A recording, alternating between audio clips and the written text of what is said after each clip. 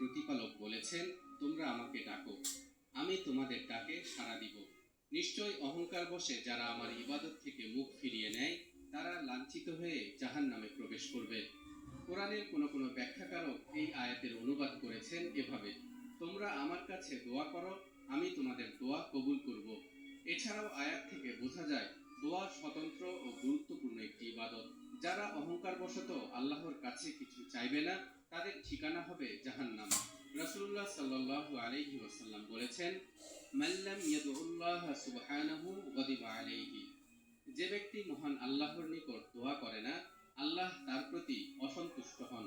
এমনিভাবে কোরআন হাদিসের বহু স্থানে দোয়ার গুরুত্বের কথা স্থান পেয়েছে।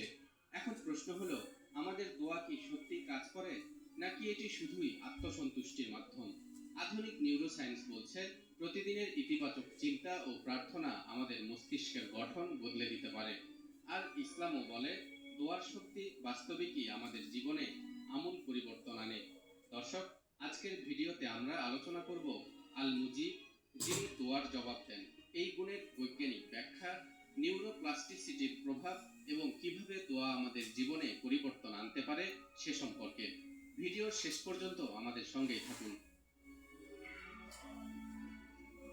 মহান আল্লাহ তাআলার ৯৯টি নামের একটি হলো আল মুজিব, যার অর্থ যিনি সাড়া দেন।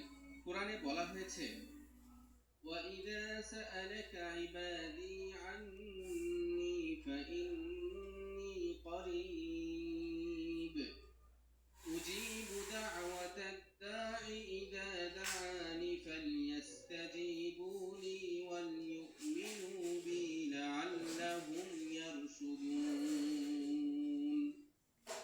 আর যখন আমার বান্দাগণ তোমাকে আমার সম্পর্কে জিজ্ঞাসা করবে, তাদেরকে বলো, আমি তো নিশ্চয়ই তাদের নিকটবর্তী, আমি আহ্বানকারীদের ডাকে সাড়া দেই যখন সে আমাকে ডাকে। সুতরাং তারাও যেন আমার ডাকে সাড়া দেয় এবং আমার প্রতি ঈমান আনে, তাহলেই তারা সঠিক পথপ্রাপ্ত হতে পারবে। এই আয়াত